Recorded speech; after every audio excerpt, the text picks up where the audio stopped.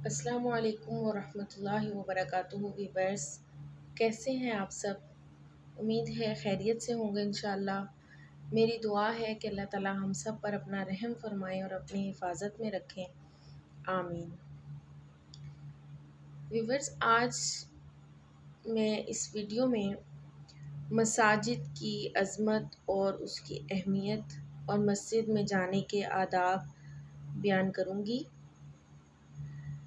Video شروع کرنے سے پہلے گزارش ہے کہ اگر آپ میرے چینل پر نئے ہیں اور آپ نے ابھی تک چینل کو سبسکرائب نہیں کیا تو چینل کو سبسکرائب کریں تاکہ آنے والی ہر نئی ویڈیو کا نوٹیفیکیشن آپ کو مل جائے۔ شکریہ۔ نحمدہ ونصلی علی رسولہ الکریم، اما بعد فاعوذ باللہ من الشیطان الرجیم، بسم اللہ الرحمن الرحیم۔ عن ابی ہریرہ رضی اللہ تعالی عنہ قال قال رسول اللہ صلی اللہ علیہ وسلم احب البلاد الی اللہ مساجدها وابغض البلاد الی اللہ اسواقها۔ حضرت ابو ہریرہ رضی اللہ تعالیٰ عنہ سے روایت ہے کہ آپ صلی اللہ علیہ وسلم نے فرمایا کہ شہروں اور بستیوں میں اللہ تعالیٰ کو سب سے زیادہ محبوب جگہ ان کی مسجدیں ہیں اور سب سے زیادہ مقبوض جگہیں بازار ہیں۔ اسلام میں سب سے پہلے مسجد کی ہی تعمیر کی گئی۔ آپ صلی اللہ علیہ وسلم مکہ مکرمہ سے ہجرت فرما کر جب مدینہ طیبہ تشریف لائے تو آپ صلی اللہ علیہ وسلم نے شہر سے باہر بنی عمر بن عوف کے محلے میں قیام فرمایا اور یہیں سے سب سے پہلے اس مسجد کی بنیاد ڈالی، جسے قرآن پاک میں مسجد تقویٰ کا نام دیا گیا ہے اور جو مسجد قباء کے نام سے مشہور ہے۔ مسجد کے ذریعے تعمیر ملت کا اصل کام شروع ہوا۔ مسجد بنانے کی غرض یہ تھی کہ ان سے یعنی مسجد میں مسلمان دن میں 5 مرتبہ جمع ہوں نماز کے لیے، تو اس سے لوگوں کو اتحاد اور اتفاق کا سبق ملتا رہے اور ان کے دلوں کو اللہ تعالیٰ کے احکام کی روشنی ملتی رہے۔ لہٰذا نبی کریم صلی اللہ علیہ وسلم نے فرمایا کہ اگر مساجد میں یہ غرض پوری ہوتی ہے، آپس میں اتحاد اور اتفاق ہوتا ہے لوگوں میں اور اللہ تعالیٰ کے احکامات کی روشنی سے لوگ فیض یاب ہو رہے ہیں، تو یعنی یہ غرض اگر پوری ہو رہی ہے، کتاب و سنت کے مطابق لوگوں کو صحیح رہنمائی کی جا رہی ہے، تو ایسی مسجدیں آباد ہیں، خواہ وہ کچی ہی کیوں نہ ہوں۔ اس کے برعکس جن مسجدوں میں یہ اغراض پوری نہیں ہو رہی، یہ مقصد پورے نہیں ہو رہے، تو آپ صلی اللہ علیہ وسلم نے فرمایا کہ ایسی مسجدیں ویران ہیں، خواہ وہ کتنی ہی عالی شان کیوں نہ ہوں۔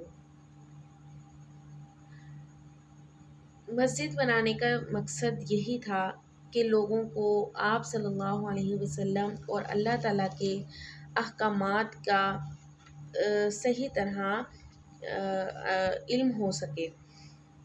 حضرت ابو ہریرہ رضی اللہ تعالیٰ عنہ سے روایت ہے کہ نبی کریم صلی اللہ علیہ وسلم نے فرمایا کہ مسجد میں مرد کی نماز باجماعت گھر میں نماز پڑھنے سے 27 درجے زیادہ اجر اور ثواب کا باعث ہے، یعنی مسجد میں پڑھی گئی نماز کا 70 درجے زیادہ بہتر ہے اس نماز سے جو گھر میں پڑھی جائے۔ اور جب کوئی شخص اچھی طرح وضو کر کے مسجد کی طرف جاتا ہے تو اسے ہر قدم پر اجر و ثواب ملتا ہے اور اس کے بعد اس کے سب گناہ معاف ہو جاتے ہیں۔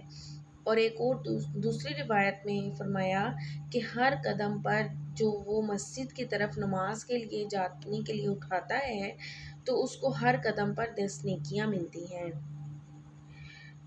حضرت ابو سعید خدری رضی اللہ تعالیٰ عنہ سے روایت ہے کہ نبی کریم صلی اللہ علیہ وسلم نے فرمایا کہ جب تم کسی شخص کو مسجد میں جانے کا عادی دیکھو تو اس کے ایمان کی گواہی دو، کیونکہ اللہ تعالیٰ نے فرمایا کہ مسجدیں وہی لوگ آباد کرتے ہیں جو اللہ پر اور قیامت کے دن پر ایمان رکھتے ہیں۔ اور جو شخص اللہ کی رضا کا طالب ہے وہ کبھی مسجد میں جانا ترک نہیں کرتا، کبھی جانا نہیں چھوڑتا، صرف سستی اور کاہلی کی وجہ سے۔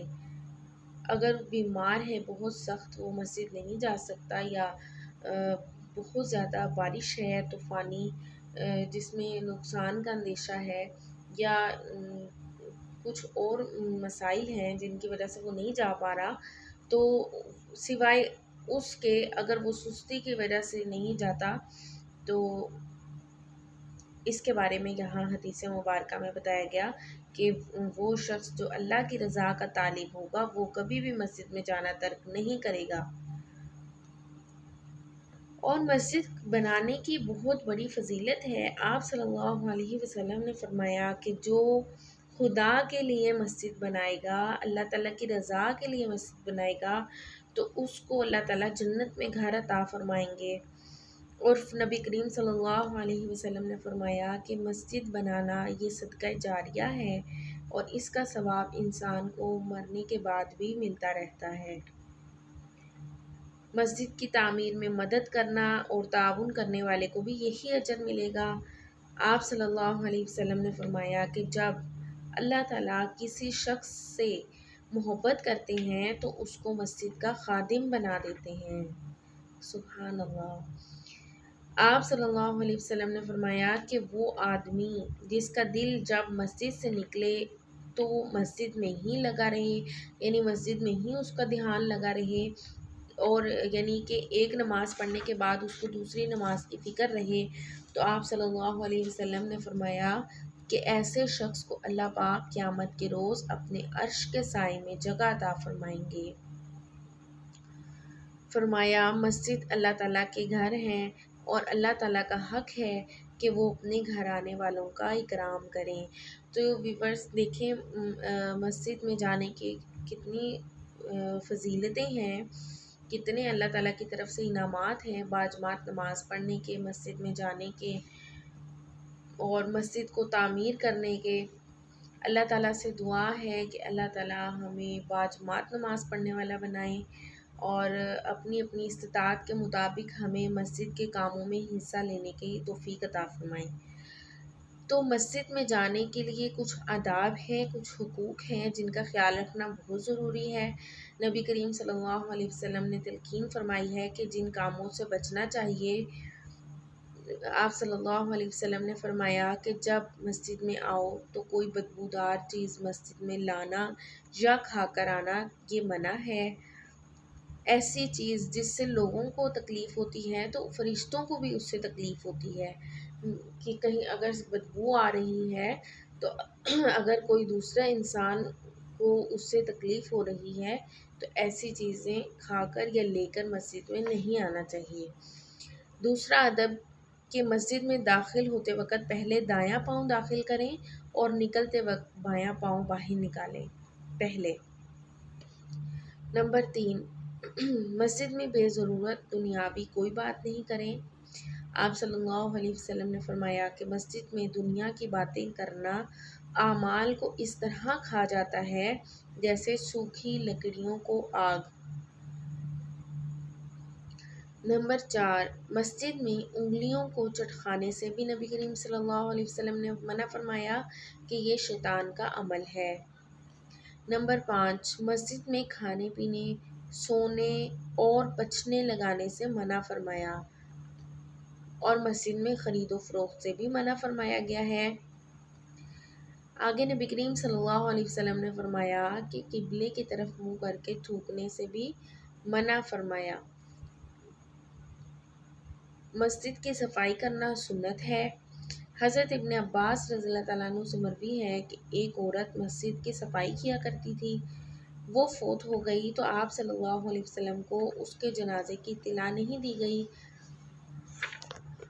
یوں ہی دفن کر دیا، تو نبی کریم صلی اللہ علیہ وسلم نے فرمایا کہ تم میں سے کوئی فوت ہو جائے تو مجھے اطلاع دیا کرو کہ میں ان پر نماز جنازہ پڑھوں، میں نے اس عورت کو جنت میں دیکھا ہے۔ سبحان اللہ۔ تو یہ مسجد کی صرف صفائی کرنے کی وجہ سے اللہ تعالیٰ نے اس عورت کو مرنے کے بعد یہ رتبہ عطا کیا کہ اللہ تعالیٰ نے اسے جنت میں جگہ دی۔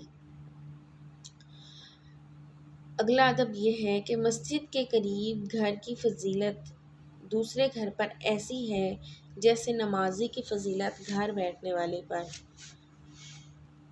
نبی کریم صلی اللہ علیہ وسلم نے فرمایا کہ مسجد کے پاس سے گزریں تو نماز پڑھ کر گزرنا سنت ہے۔ آپ نے فرمایا کہ مساجد جنت کے باغ ہیں، جب وہاں سے گزریں تو چریں۔ تو پوچھا گیا کہ چرنا کیا ہے؟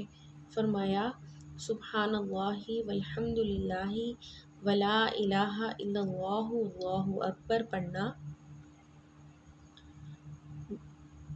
اگلا ادب یہ ہے مسجد میں افضل ترین جگہ جہاں نماز پڑھی جائے تو وہ امام کے بالکل پیچھے ہے، اور پھر دائیں جانب اور پھر بائیں جانب، اور اس کے بعد پوری مسجد میں جہاں جگہ ملے وہاں کھڑا ہو جائے۔ یعنی افضل جگہ یہ ہے کہ امام کے بالکل پیچھے کھڑے ہو کر نماز پڑھنے کی کوشش کی جائے۔ مسجد میں داخل ہوتے وقت یہ دعا پڑھنی چاہیے، اللہم افتح لی ابواب رحمتک، اور جب باہر نکلیں تو یہ دعا پڑھیں، اللہم انی اسألک من فضلک۔ امید ہے آپ کو ویڈیو ضرور پسند آئی ہوگی۔ میری دعا ہے کہ اللہ تعالی ہمیں عمل کرنے کی توفیق عطا فرمائیں اور اس طرح نیکی کی باتوں کو آگے بھی پھیلانے والا بنائیں۔ آپ صلی اللہ علیہ وسلم نے فرمایا کہ نیکی کو پھیلانا صدقہ ہے۔ تو ویڈیو کو اچھی لگی ہے تو ویڈیو کو لائک کریں، شیئر کریں اور چینل کو سبسکرائب کریں۔ پھر ملاقات ہوگی ایک نئی ویڈیو میں۔ جزاک اللہ، اللہ حافظ۔